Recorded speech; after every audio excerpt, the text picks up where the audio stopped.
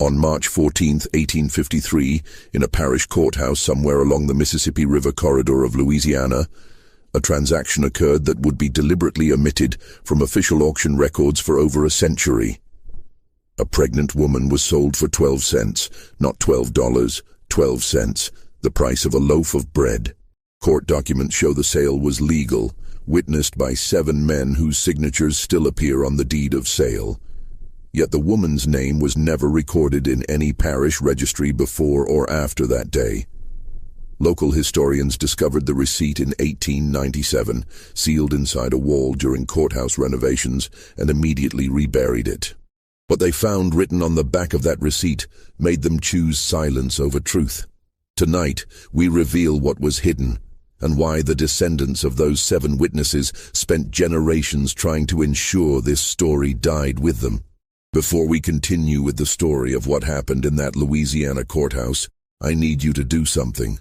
Subscribe to this channel and hit that notification bell, because stories like this one, stories they tried to bury, need to be told. And I want to know, where are you listening from right now? Drop your state or city in the comments. Let's see how far these hidden histories reach. The transaction that occurred on that March morning was not an anomaly born of chaos or confusion. It was deliberate, calculated, and entirely legal under the laws that governed Louisiana in the years before the Civil War tore the nation apart. St. Helena Parish in 1853 was a place where Spanish moss hung so thick from the live oaks that daylight struggled to reach the ground, where the air tasted of river silt and sugar-cane smoke, and where the wealth of the land was measured not in acres but in human beings. The parish sat in the Fertile Crescent between Baton Rouge and the Mississippi border, close enough to the river to prosper, remote enough to keep its secrets. The town of Greensburg served as the parish seat, a collection of whitewashed buildings arranged around a courthouse square where business was conducted with the formality of church service. Every Saturday, the courthouse steps became an auction block. Furniture, livestock, land and people changed hands with equal bureaucratic efficiency. The auctioneers knew their business. The buyers knew their limits. And everyone understood that what happened on those steps was sanctioned by law, blessed by custom, and enforced by men who believed themselves to be the architects of civilization itself. In the spring of that year, 3 men held particular power in St. Helena Parish. Judge Amos Crenshaw presided over the district court with the authority of Scripture. At 62 years old, he had spent 4 decades interpreting laws written to protect property above all else. His decisions shaped the parish like a river shapes its banks, slowly, inevitably, with a force that seemed like nature itself. Below him in influence but equal in ambition was Duncan Fairholme, a plantation owner whose family had controlled over 4,000 acres of prime cotton land since Louisiana became a state. Fairholme was 47, educated in Charleston, fluent in French, and ruthless in business. His plantation, Bellamont, employed an overseer named Silas Guthrie, a man whose reputation for cruelty kept the enslaved population compliant through fear alone. The third man in this trinity of power was Nathaniel Pruitt, the parish tax assessor and recorder of deeds.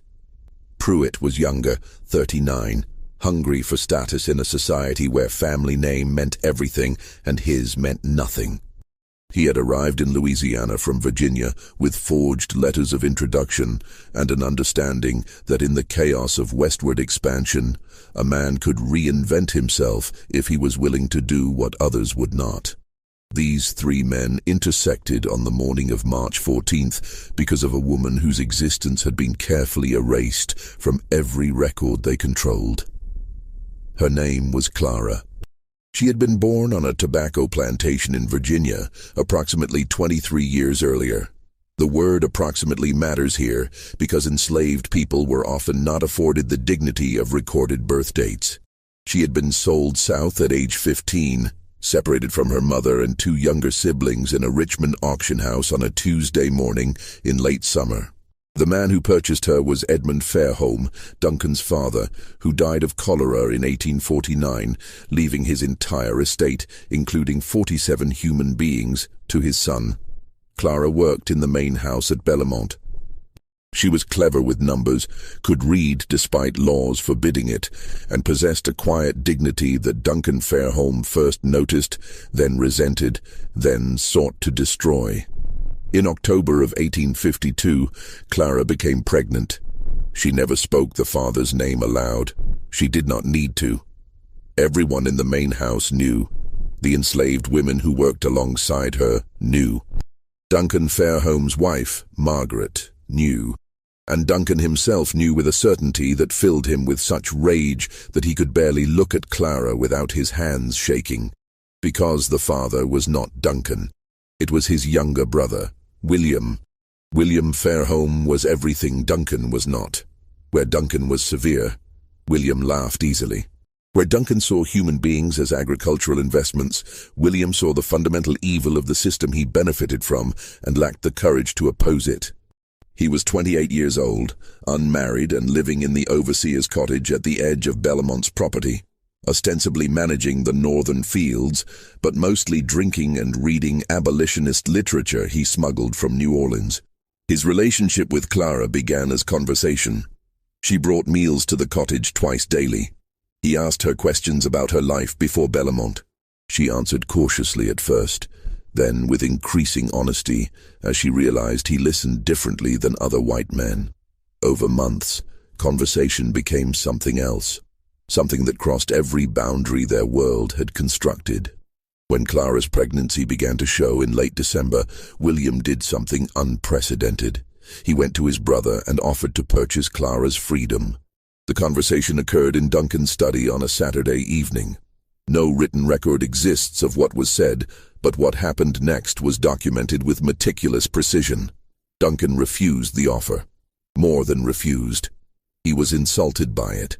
In his view, William had violated the sanctity of property rights, had endangered the racial hierarchy upon which their entire society depended, and had embarrassed the Fairholme name in a way that could destroy their standing if it became public knowledge. William argued that he loved Clara, that the child was his, that they should be allowed to go north, to a free state, to build a life beyond the reach of Louisiana law. Duncan's response was to immediately sell Clara, not to a slave trader who might take her far away, where William could never find her. That would be too simple, too merciful. Duncan wanted his brother to watch, to witness, to understand the consequences of what Duncan called his betrayal. He arranged for Clara to be included in a public auction scheduled for March 14th, a routine sale of property seized for unpaid debts. The courthouse steps. Full public view, entirely legal.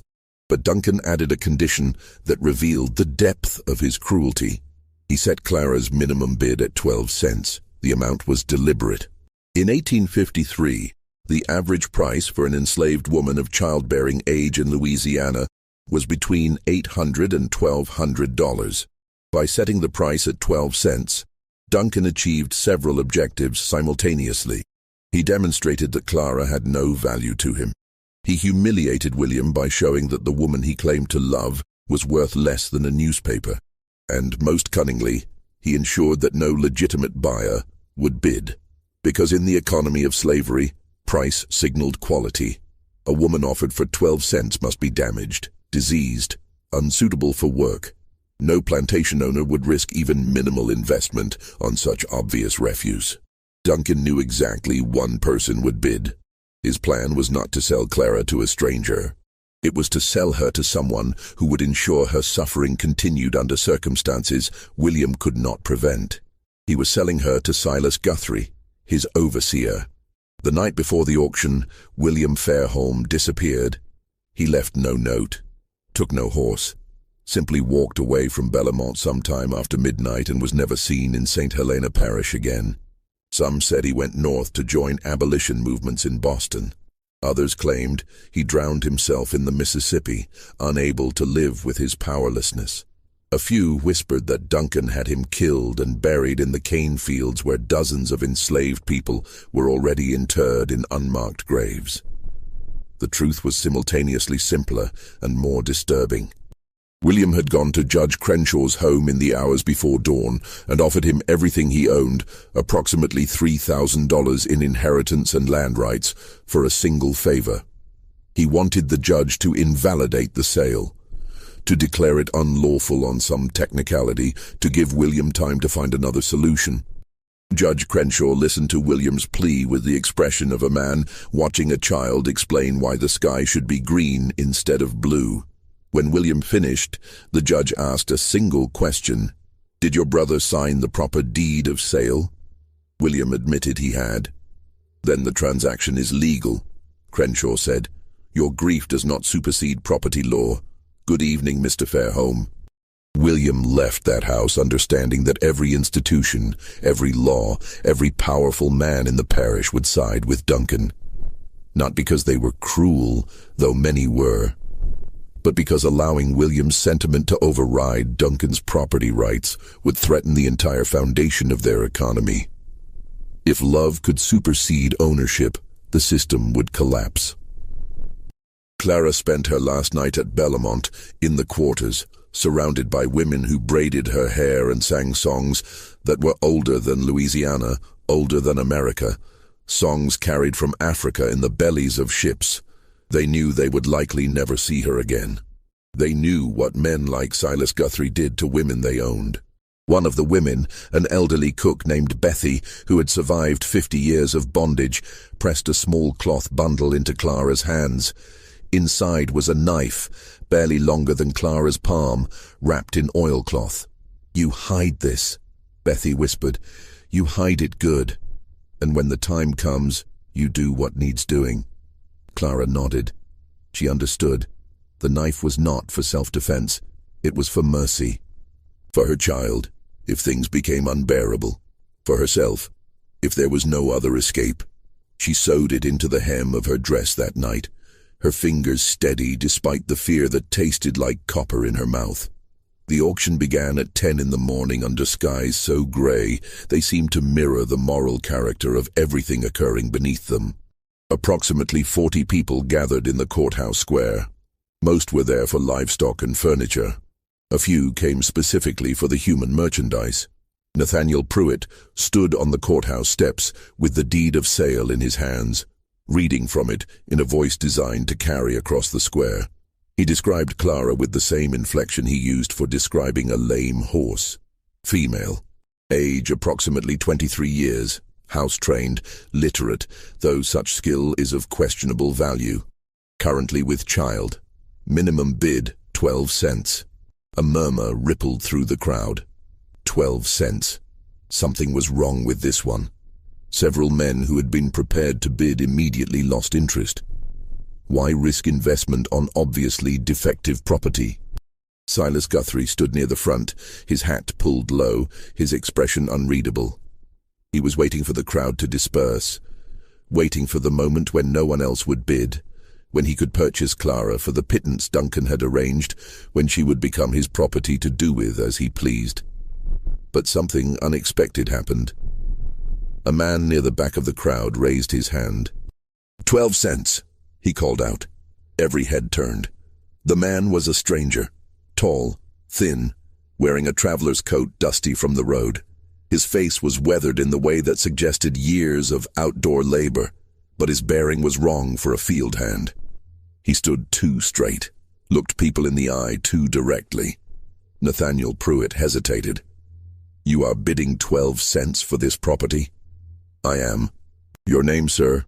"Isaiah Mercer." Pruitt glanced toward Silas Guthrie, who was staring at the stranger with an expression of genuine confusion. This was not part of the plan. Duncan had arranged for Guthrie to be the only bidder. Who was this man? "Do you have 12 cents, Mr. Mercer?" Isaiah Mercer approached the steps, reached into his pocket, and placed 12 copper pennies on the podium where Pruitt stood. "I do." From his position near the courthouse door, Judge Crenshaw watched this exchange with increasing interest. He had been present at the auction, specifically to ensure Duncan's plan proceeded smoothly. But now, an unknown variable had entered the equation. Pruitt looked desperately toward Silas Guthrie. The overseer's face had gone red. He understood what was happening. If he bid 13 cents, he would reveal his interest. He would make public what was supposed to be a quiet transaction. Duncan had specifically instructed him to wait until no one else bid, to make it seem like he was doing Bellamont a favor by taking worthless property off their hands. But if he did not bid, Clara would go to this stranger. The seconds stretched. The crowd waited. Finally, Silas Guthrie spoke. 13 cents. Isaiah Mercer did not hesitate. 25 cents. 50 cents, Guthrie snapped. $1. The crowd was riveted now. This was not how these auctions typically proceeded. Something peculiar was happening. Two men bidding against each other for a woman being sold at refuse prices. What did they know that everyone else did not? Silas Guthrie bid $2. Isaiah Mercer bid $5. At $10, Guthrie stopped. Not because he lacked funds, but because Duncan had given him specific instructions. Do not overpay. Do not draw attention. The whole point was to acquire Clara quietly, to make it seem insignificant. But it was no longer insignificant. $10 once, Nathaniel Pruitt called out, his voice uncertain. $10 twice. He waited, looking toward Judge Crenshaw for guidance. The judge gave a small nod. Sold to Mr. Isaiah Mercer for $10. Clara, who had been standing to the side of the courthouse steps throughout this entire exchange, her hands bound in front of her, her pregnancy visible beneath the thin dress she wore, looked at the man who had just purchased her. Isaiah Mercer met her gaze. And though his expression did not change, Clara saw something in his eyes that made her breath catch. Recognition. The deed of sale was signed within minutes. Isaiah Mercer paid the $10 in coins that he counted out carefully onto Pruitt's desk. Judge Crenshaw witnessed the transaction with his signature. By law, Clara was now the legal property of a man she had never met until that morning. But the irregularity of the sale had attracted attention. As Mercer led Clara away from the courthouse, moving quickly toward a wagon waiting at the edge of the square, Duncan Fairholme emerged from inside the courthouse, where he had been watching through a window. "Mr. Mercer," Duncan called out. His voice was sharp, accustomed to obedience. "A moment of your time." Isaiah Mercer stopped. He did not release Clara's arm. When he turned to face Duncan, his expression was carefully neutral. "Mr. Fairholme, you are not from this parish." "I am not." "What brings you to St. Helena?" "Business." Duncan took a step closer. He was trying to place this man, trying to understand what had just happened. The auction was supposed to be controlled, predictable. This outcome was neither. "What sort of business?" "My own sort," Mercer replied. His voice was quiet but firm. "The transaction was legal. The judge witnessed it. Unless you have some objection to the sale." It was a challenge, phrased as a question. Duncan recognized it immediately. If he objected, he would need to provide grounds. And what grounds could he offer? That he had deliberately undervalued Clara to humiliate his brother? That he had arranged for his overseer to purchase her for purposes Duncan preferred not to state publicly? "No objection," Duncan said slowly. "Though I am curious. What do you intend to do with property you purchased for such a price?" "That is my business, Mr. Fairholme. Good day." Isaiah Mercer turned and continued toward the wagon. Clara walked beside him, her mind racing. Nothing about this made sense. This man had bid against Silas Guthrie, had paid $10, a significant sum, for a woman being sold as refuse. And when she had looked into his eyes, she had seen something that terrified her more than anything that had happened in the past 4 months. He knew who she was. Not just her name, not just her situation. He knew her. They reached the wagon, a simple farm cart with a canvas cover. Mercer helped her climb into the back, his touch impersonal but not rough. Then he climbed onto the driver's bench, took up the reins, and urged the horse forward. They rode in silence through Greensburg, past the storefronts and houses, past the church with its white steeple, past the boundary where cultivated land gave way to pine forest. Only when they were well beyond sight of the town did Isaiah Mercer speak. "You do not remember me?" Clara's voice was cautious. "Should I?" "Richmond, August 1845. You were 15 years old. I was there the day you were sold. Clara's blood went cold. You were at the auction? I was. Mercer kept his eyes on the road. I was working for a man named Ephraim Dalton, a slave trader. I drove his wagons, managed his property. I watched you and your family stand on that block. I watched your mother scream when they separated you. I watched Edmund Fairholme pay $700 and lead you away.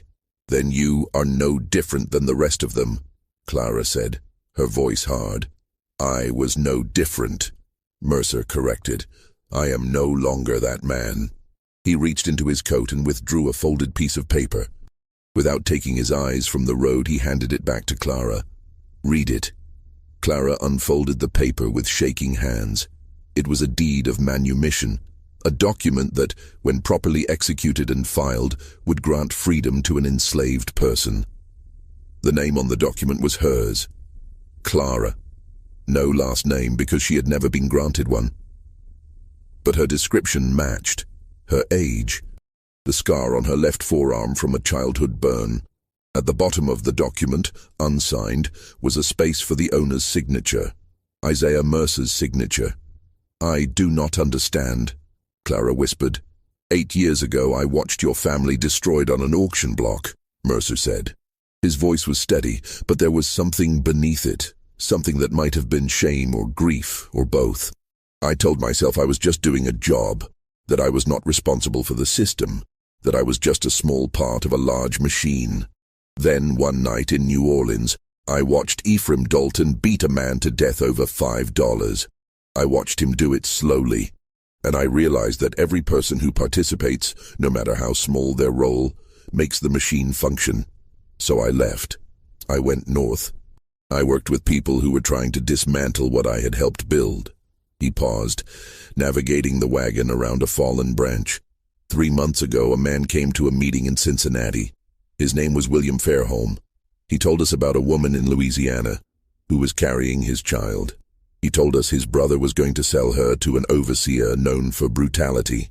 He gave us the date and location of the auction. He asked if anyone could help. Clara's hand moved instinctively to her stomach. William sent you? He paid me, Mercer said. Not to purchase you. He paid me to bring you north, to a safe house in Illinois, to a place where you and your child can be free. Clara stared at the deed in her hands. Freedom. The word felt foreign. Impossible. A promise that had been weaponized against enslaved people for so long that she no longer trusted it. Where is William now? She asked. Mercer's silence answered before his words did. He died 2 weeks ago. Fever, they said. He was in Kentucky trying to arrange passage for others. The people I work with, they think it might not have been fever. They think someone from Louisiana tracked him down. Clara closed her eyes. William. Reckless, idealistic William, who had read her poetry and promised her things that could never be. William, who had at least tried, which was more than most men in his position would ever do. Duncan had him killed, she said. It was not a question. We cannot prove it, but yes, I believe that. Just when we thought the worst of this story was behind us, when it seemed Clara might finally find freedom, the true horror of what happened in St. Helena Parish is about to reveal itself. If this story is giving you chills, share this video with a friend who loves dark mysteries. Hit that like button to support our content, and do not forget to subscribe to never miss stories like this. Let us discover together what happens next. The wagon continued north through the afternoon, following roads that grew increasingly rough and remote. Mercer explained the route they would take. They would avoid main roads, travel mostly at night, rely on a network of safe houses operated by free black families and sympathetic whites. It would take weeks to reach Illinois, months before Clara would be truly safe.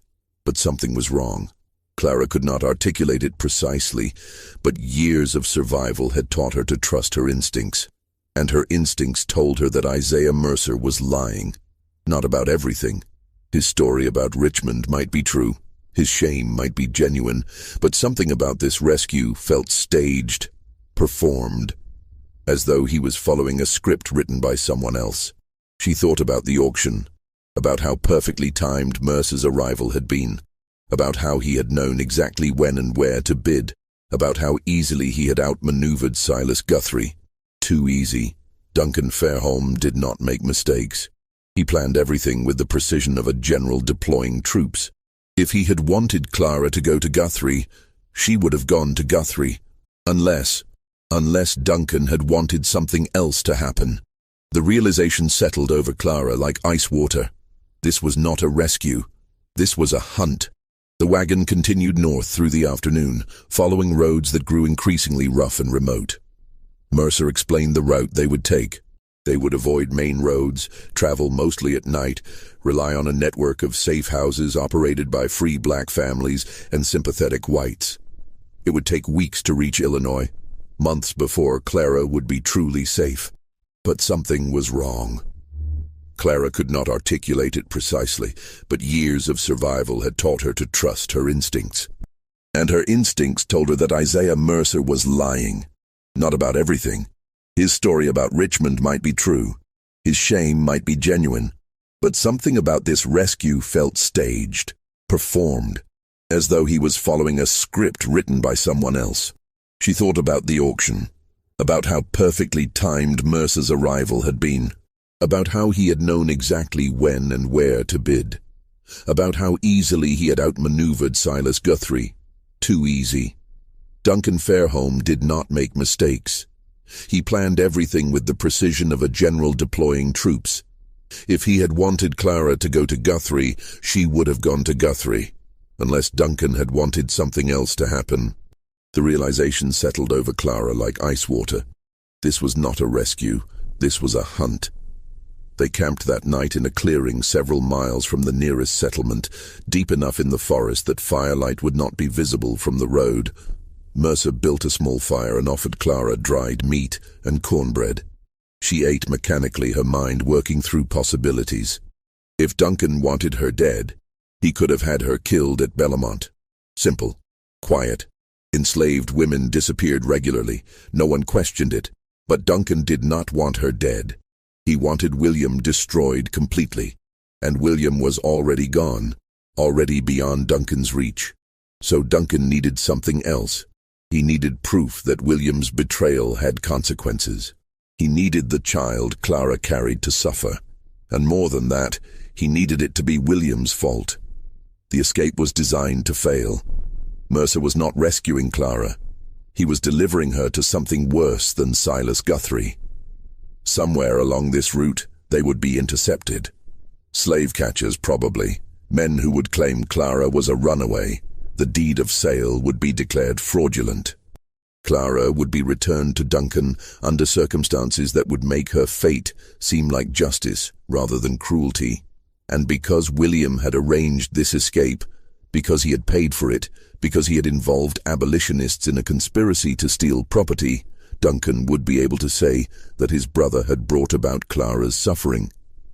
That William's sentiment had made things worse, not better. It was perfect revenge.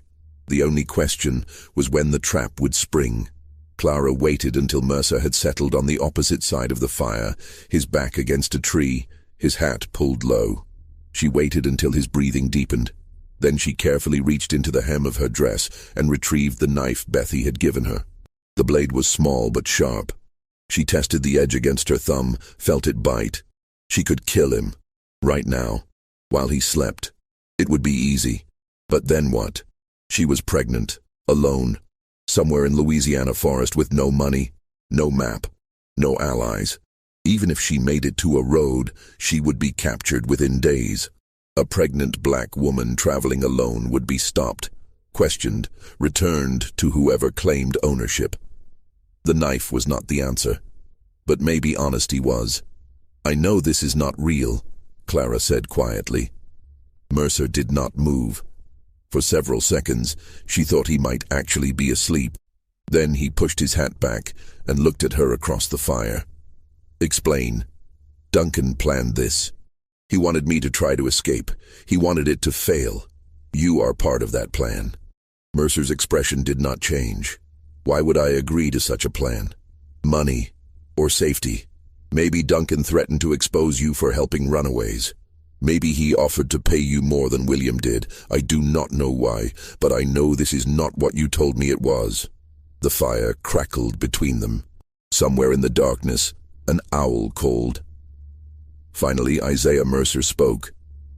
"You are smarter than William gave you credit for."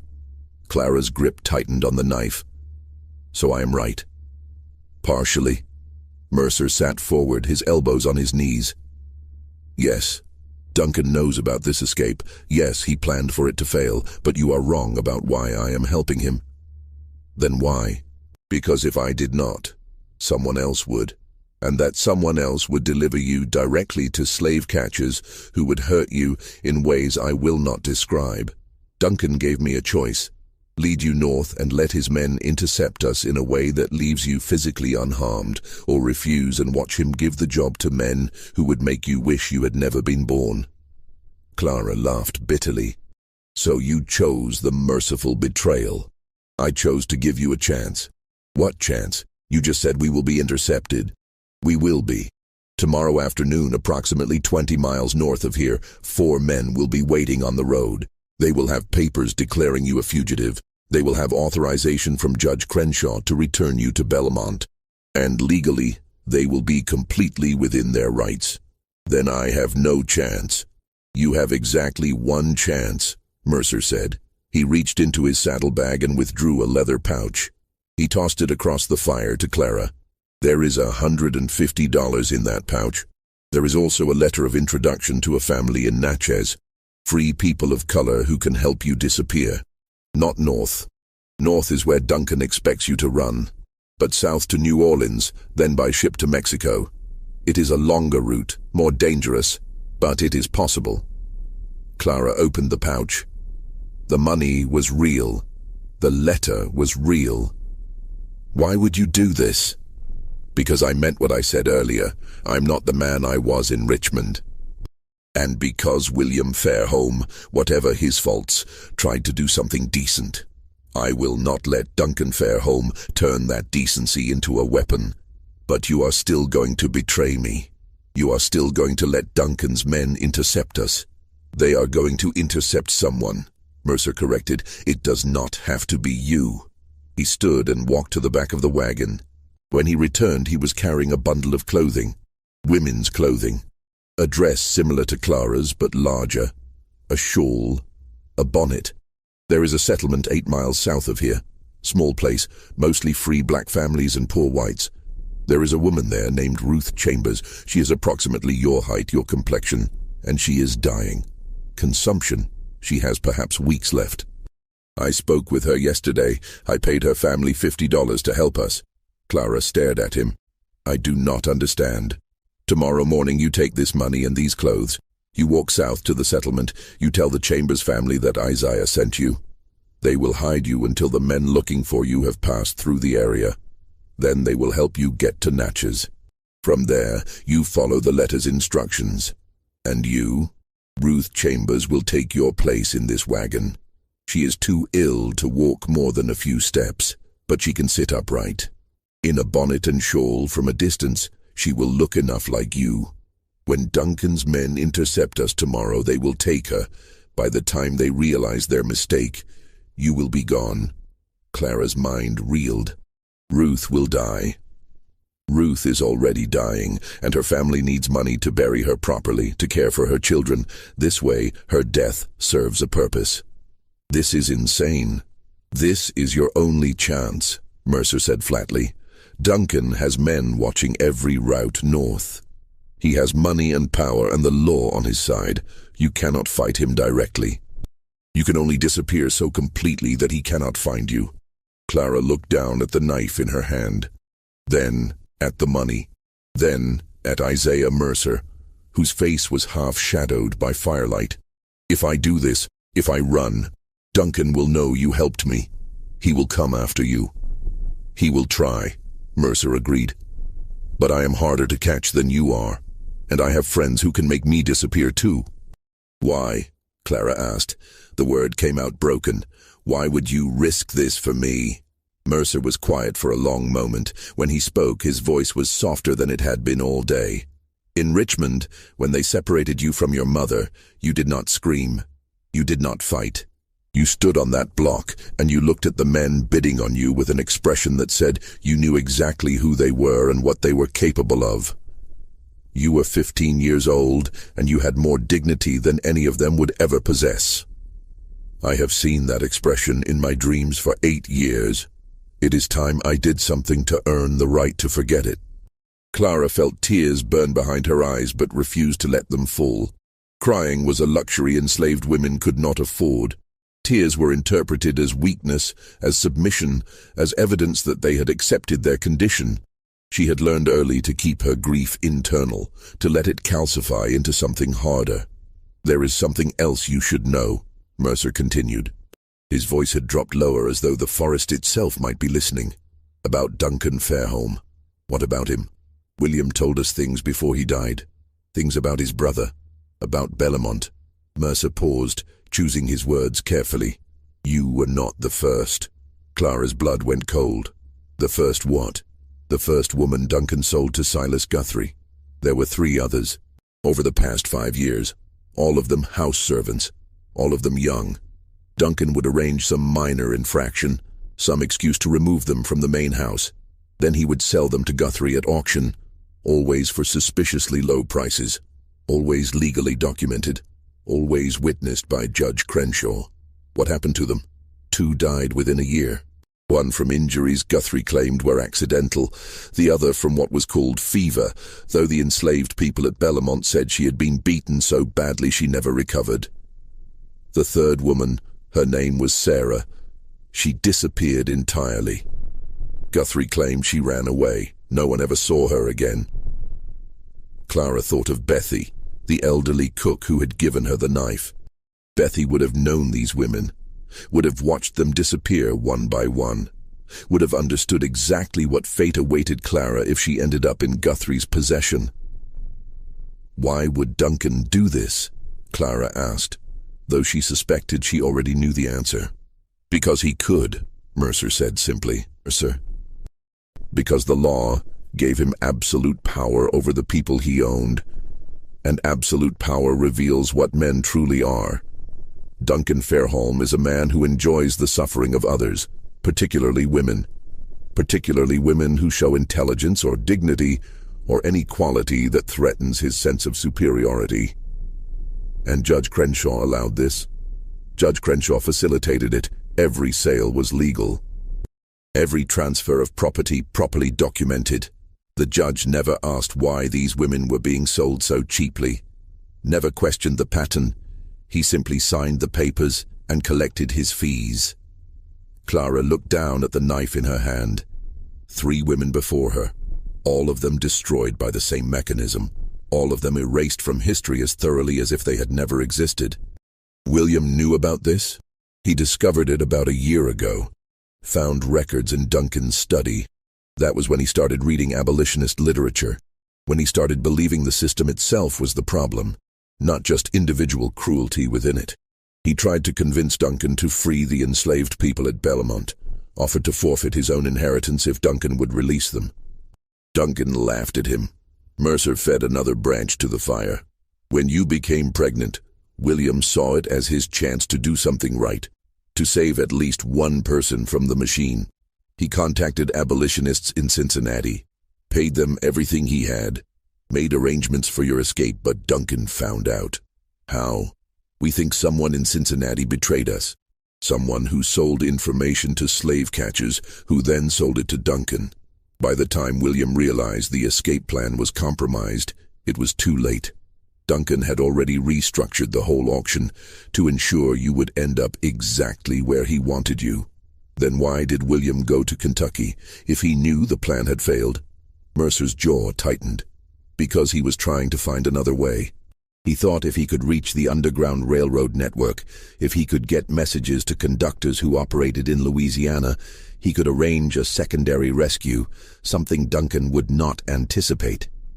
But Duncan found him first. Duncan's reach is longer than any of us understood. He has connections to slave catchers across 5 states, men who make their living hunting human beings. When William started asking questions in Kentucky, someone reported it. 3 days later, William was dead. Clara absorbed this information slowly. William, foolish and idealistic William, had actually tried. More than that, he had kept trying even after his first plan failed. That had to count for something, even if it ultimately accomplished nothing. The fever, they said, killed him.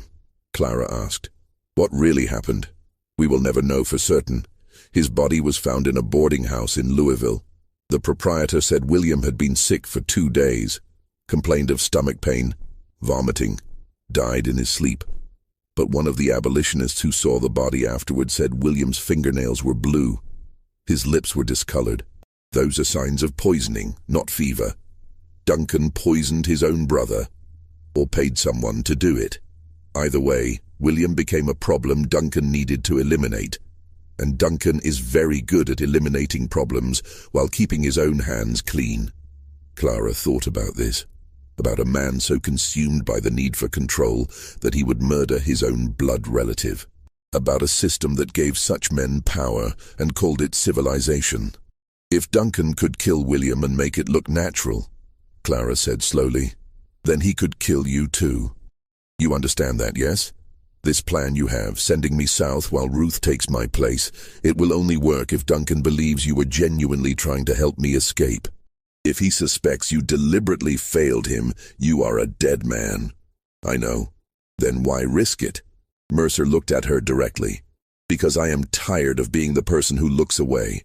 I am tired of telling myself that I am just following orders, just doing a job, just trying to survive in a system I did not create.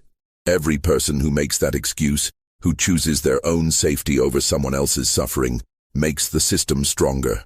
I cannot dismantle slavery by myself, but I can save one person.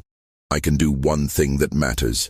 It was, Clara realized, the same logic that had motivated William. The same futile, beautiful logic that got idealistic people killed. But it was also the only logic that ever changed anything. Clara made her decision. "I will go south," she said, "but I need to know something first. The Chambers family. How did you find them? How did you arrange this? I have been traveling through Louisiana for 3 months, preparing for your escape. I made contacts in several communities, offered money to families who might be willing to help. The Chambers family was one of 3 who agreed. 3 families. You planned multiple escape routes. I planned for contingencies. Duncan is not the only one who can think several moves ahead." Clara felt something shift inside her. This man, this stranger who had participated in her family's destruction 8 years ago, had spent 3 months preparing to save her, had risked his life to create options, had thought through scenarios and backup plans with the same meticulous care Duncan applied to his cruelties. Perhaps redemption was not a single dramatic gesture. Perhaps it was the slow, methodical work of becoming someone different than you had been. "What about Ruth?" Clara asked. "When Duncan's men realize they have the wrong woman, what will they do to her?" "Nothing," Mercer said. "She will already be dying. By the time they discover the switch, Ruth will likely be unconscious or delirious from fever. They cannot torture someone who is that far gone. And they cannot prove she willingly participated in a deception. For all anyone knows, I made an honest mistake. I believed Ruth was you. Duncan will not accept that explanation. Duncan does not have to accept it. He just has to acknowledge that he cannot prove otherwise. And without proof, even Duncan Fairholme has limits to what he can do publicly." Clara was not entirely convinced, but she had no better alternative. She thought about Ruth Chambers, a woman she had never met, who was sacrificing her final days to give Clara a chance at freedom. It was a debt that could never be repaid. "I want to meet her," Clara said. "Before I leave, I want to thank her." "That is not wise. The less you know about each other, the safer you both are." "I do not care about safe," Clara said, her voice harder than she intended. "A woman is dying for me. The least I can do is look her in the eye and tell her I will not waste what she is giving me." Mercer studied her for a long moment. Then he nodded. "We will stop at the settlement in the morning. You will have 15 minutes. No more. They reached the chamber settlement just after dawn. It was less a town than a collection of cabins arranged around a common well, home to perhaps 30 people.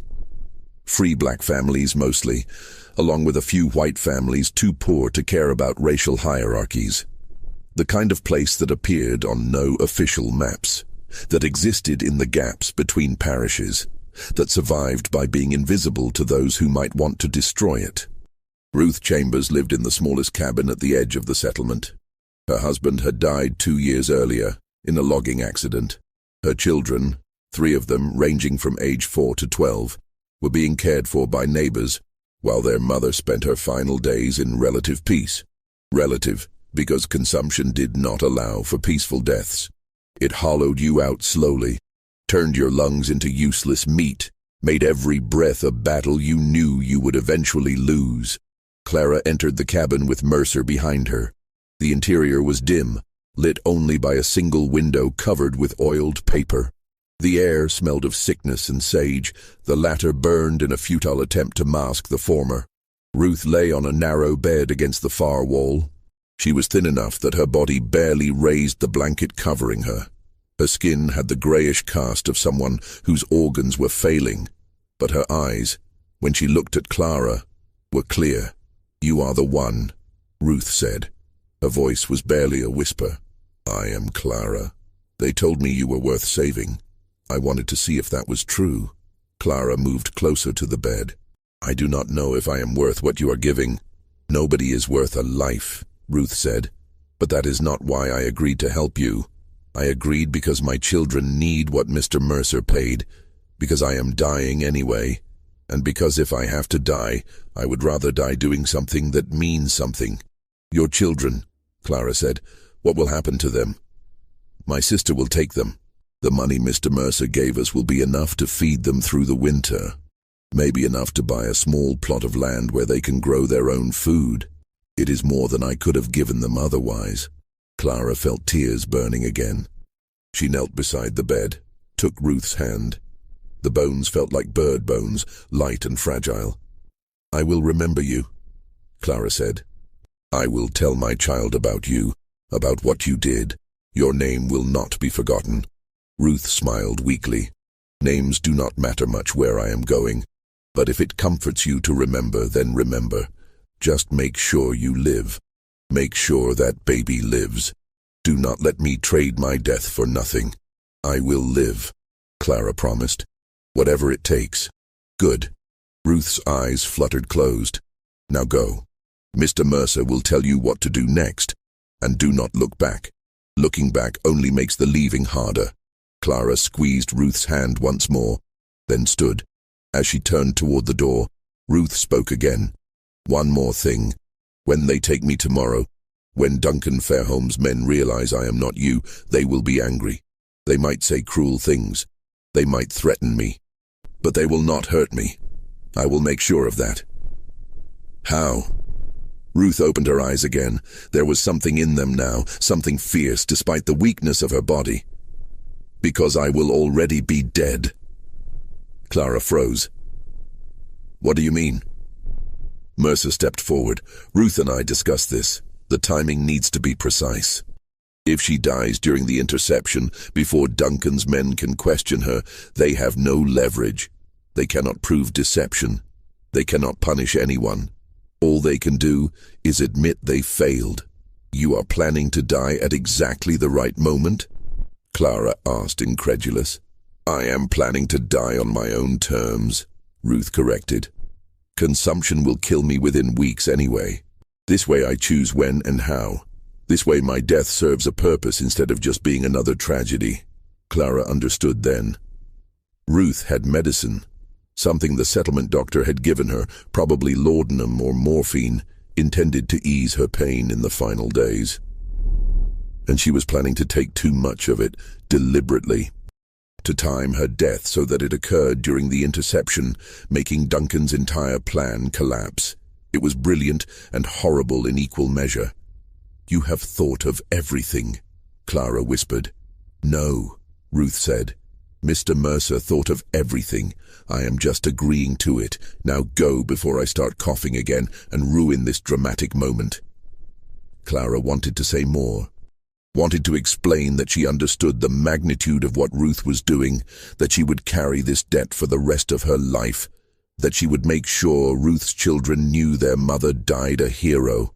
But Ruth's eyes had closed again, her breathing shallow and labored, and Mercer was already at the door, gesturing for Clara to follow. So she left. She walked out of that dim cabin knowing she would never see Ruth Chambers again, knowing that within 2 days the woman lying on that bed would be dead, would have died specifically to give Clara a chance at life. Outside, the morning sun was already heating the air. Mercer handed Clara the leather pouch with money and the letter of introduction. "There is a path behind this cabin that leads south through the forest," he said. "Follow it for approximately 3 miles. It will bring you to a road. Take the road west until you reach a tavern called the Black Swan. The owner's name is Marcus. Tell him Isaiah sent you. He will know what to do next. And then you follow the instructions in the letter. Trust no one who does not use the passwords written there. Move only at night. Avoid main roads. Get to Natchez. Get on a ship. Get to Mexico. Disappear so completely that Duncan Fairholme spends the rest of his life wondering what happened to you." Clara nodded. She adjusted the bundle of clothes under her arm, felt the weight of the money pouch. "What about you?" she asked. "I will continue north with Ruth. I will deliver her to Duncan's men, and then I will disappear too. He will hunt you. Let him try." Mercer smiled grimly. "I have been running from things my whole life. I am very good at it." Clara wanted to thank him, wanted to say something profound about redemption and second chances and the possibility of change. But words felt inadequate. So instead she did something unexpected. She embraced him. Mercer stiffened, clearly not expecting physical contact. Then slowly, carefully, he returned the embrace.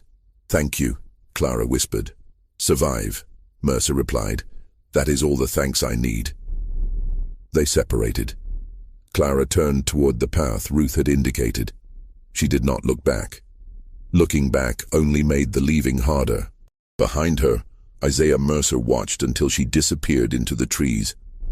Then he returned to the cabin where Ruth Chambers lay dying, where a plan had been set in motion that would either save Clara's life or destroy everyone involved. The next 24 hours would determine which.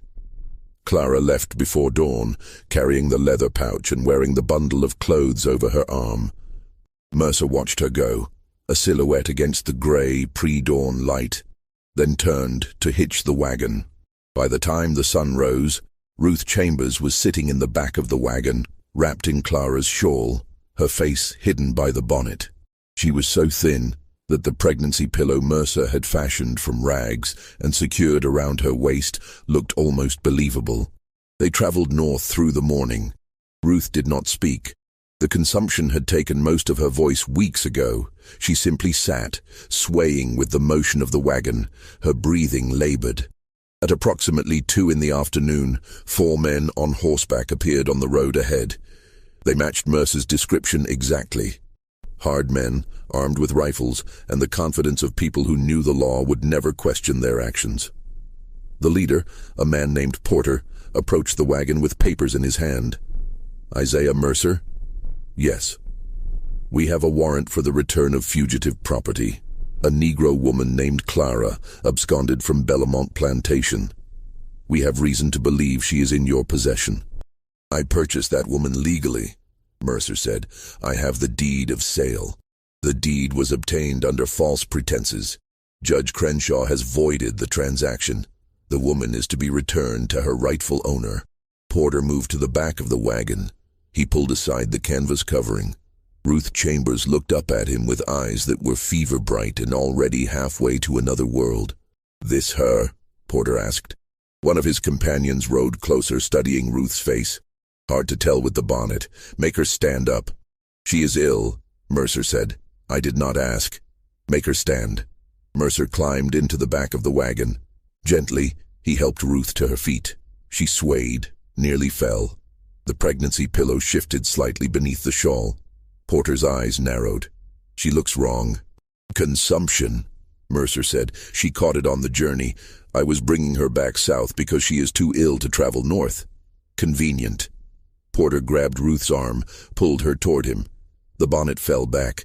Ruth's face was gaunt, her skin grayish. She bore perhaps a passing resemblance to Clara, if you squinted and did not look too closely. But up close, the differences were obvious. This is not her, Porter said slowly. I assure you this is the woman I purchased from the auction in Greensburg. You are lying. Porter released Ruth so roughly that she collapsed back onto the wagon bed. He turned to his men. Search everything. She is here somewhere. They tore apart the wagon, ripped through supplies, checked beneath the driver's bench, examined every inch of canvas. They found nothing, because there was nothing to find. Porter stood in the road, the papers in his hand now meaningless. He had been paid to intercept a specific woman. He had been promised it would be simple, and now he was returning to Duncan Fairholme empty-handed. Where is she? He demanded. I do not know what you are talking about, Mercer said calmly. This is the woman I purchased. If she is not the woman you are looking for, that is not my concern. Porter took a step forward. Duncan Fairholme will hear about this. I hope he does. Perhaps he will explain why he is harassing law-abiding citizens over property disputes. It was a stalemate. Porter knew he had been outsmarted, but could not prove it. If he killed Mercer, he would have to explain to Judge Crenshaw why he had murdered a man who appeared to be innocent. If he took Ruth, he would have to explain why he had seized a dying woman who clearly was not the fugitive they sought. One of Porter's men, a former slave catcher named James Ridley, had been studying Ruth carefully. He had participated in dozens of captures over his 15-year career. He knew how to assess human property, and everything about this situation felt wrong. We need to question her, Ridley said, gesturing to Ruth. Porter crouched beside Ruth, who was still lying in the wagon bed where she had fallen. Her eyes were open but unfocused. Her breathing had become shallow and irregular. Where is Clara? Porter demanded. What did you do with her? Ruth's eyes focused on Porter with visible effort, and then, impossibly, she smiled. Gone, she whispered. Beyond your reach. Beyond Duncan Fairholme's reach. She is free. Where? I will never tell you. Ruth's smile widened, blood now visible on her teeth. You can beat me. You can torture me. But I will be dead long before you get any answers. I made sure of that. Porter understood then. This woman had poisoned herself, had deliberately taken something that would kill her during this exact confrontation, had turned her own death into a weapon against Duncan's plan. You stupid woman, Porter said, though his voice had lost its certainty. You think this helps anyone? Duncan will find her eventually. He always does. Maybe, Ruth agreed. Blood was now flowing freely from her mouth, mixing with the foam that had begun to gather at the corners of her lips. Or maybe she will disappear into a world where men like you and Duncan Fairholme have no power. Maybe she will live to be old. Maybe her child will grow up free. Maybe your entire system will collapse and be remembered only as a nightmare our descendants will struggle to believe was real. Her breathing stuttered, stopped, started again with a wet, rattling sound. I die knowing I helped destroy something Duncan spent months building. What will you die knowing, Mr. Porter? That you hunted human beings for money? That you served a system designed to crush souls? That you chose cruelty when you could have chosen mercy? Ruth Chambers took one more breath. Then she died there in the road, with 4 slave catchers standing over her, with Isaiah Mercer watching from beside his torn-apart wagon, with the Louisiana sun beating down on a scene that would haunt James Ridley for the rest of his life. Porter stood over Ruth's body for a full minute without speaking. Then he turned to his men. We bury her here. We tell Duncan we intercepted the wagon, but the woman died before we could question her. We tell him Mercer claims it was the woman from the auction, but we could not verify before she died. We tell him the trail is cold. Duncan will know we failed, one of the men said.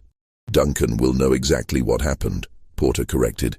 He will know he was outmaneuvered, but he will not be able to prove it, and without proof, there is nothing he can do.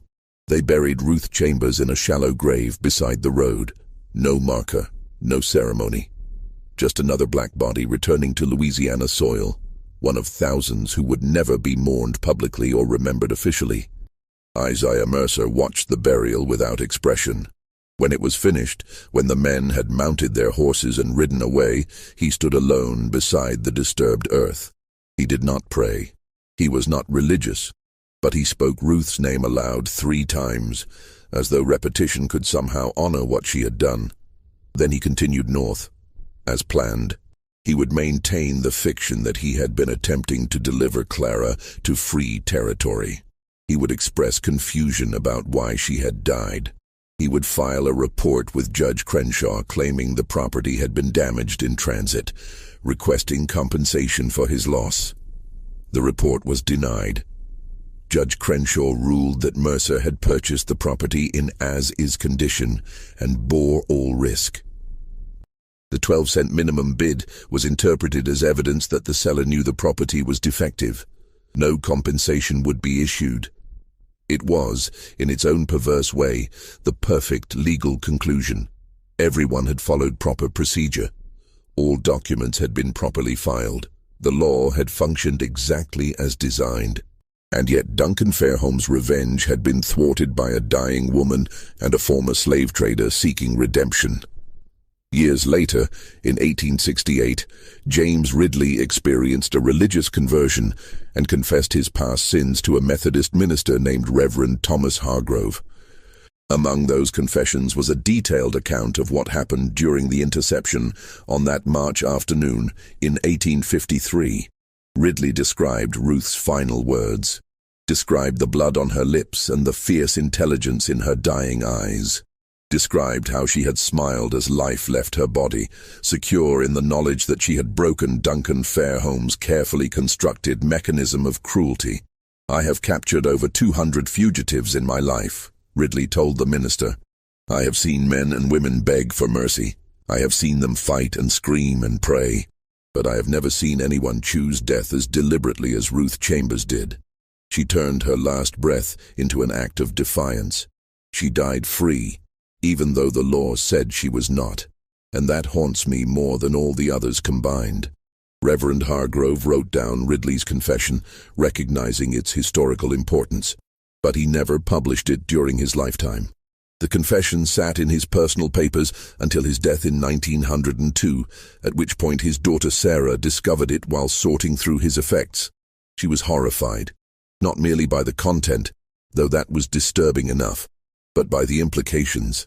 Her father had known about this incident for 34 years and had never reported it, had never shared it with historians or journalists, had simply preserved it privately, as though documenting evil was sufficient without actually confronting it. Sarah Fletcher did something her father had not.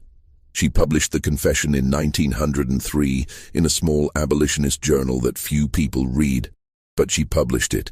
She made it part of the public record. That publication is how we know the details of Ruth Chambers' final moments, how we know she chose her death deliberately, how we know she smiled as she died, secure in the knowledge that she had broken Duncan Fairholme's plan. Duncan Fairholme spent the next 6 months searching for Clara. He hired professional slave catchers. He placed advertisements in newspapers across 3 states. He offered rewards that increased from $500 to $2,000. He never found her. Judge Crenshaw died in 1861, just before Louisiana seceded from the Union. He took whatever knowledge he had of the true circumstances to his grave. Duncan Fairholme survived the Civil War, but lost everything in its aftermath. Belmont was burned by Union troops in 1863. Duncan himself died in 1872 in a boarding house in Mobile, Alabama, bankrupt and alone. His wife Margaret had left him years earlier. His brother's name was never mentioned in his presence again. Silas Guthrie, the overseer, was found dead in 1854 in a ditch outside Greensburg. The official cause was listed as accidental drowning, though he was found face down in less than 6 inches of water. No charges were ever filed. Nathaniel Pruitt continued as parish recorder until 1863, when he fled Louisiana ahead of Union forces. He was never heard from again. The receipt discovered during the 1897 courthouse renovations contained more than just the record of Clara's sale. On the back, written in William Fairholme's hand, was a message: "To whoever finds this, my name is William Fairholme. I tried to save a woman I loved from my brother's cruelty. I failed her, as I have failed in most things of importance. If you are reading this, know that the greatest evil is not the evil done by wicked men, but the evil permitted by good men who lack the courage to act. I lacked that courage when it mattered. I pray you will not." The historians who found this message understood its implications immediately. They buried it again, sealed it back into the wall where it would remain hidden for another 100 years. The receipt was rediscovered in 1998 during another renovation. This time, it was preserved. It now sits in the Louisiana State Archives. But Clara's fate remains unknown. Some historians believe she made it to Mexico, possibly settling in Veracruz, where a community of escaped enslaved people had established themselves. Others think she went to Haiti. A few believe she died somewhere along the journey. One theory, proposed by a genealogist in 2006, suggests that a woman matching Clara's description appeared in census records in Illinois in 1870, living under the name Clara Freeman, with a mixed-race daughter born in 1853. The daughter's name was listed as Ruth. If the theory is correct, if Clara did survive and build a life in freedom, then Isaiah Mercer succeeded. The rescue designed to fail failed to fail. The trap Duncan so carefully constructed caught nothing. But we cannot know for certain. The historical record is incomplete. Documents were destroyed during the Civil War. Memories were deliberately suppressed. What we are left with is fragments. A deed of sale, a receipt, a message hidden in a wall, census records that might refer to someone else entirely, and questions that will never be fully answered. Perhaps the silence of history is itself a kind of answer. Perhaps the fact that we cannot trace Clara's path means she successfully disappeared, that she became impossible to follow, that she achieved what so many enslaved people dreamed of: complete and total freedom from the system that sought to control every aspect of their existence. Or perhaps she died alone and forgotten, another casualty of a system that destroyed millions of lives with bureaucratic efficiency. The 12-cent transaction stands as a monument to that ambiguity.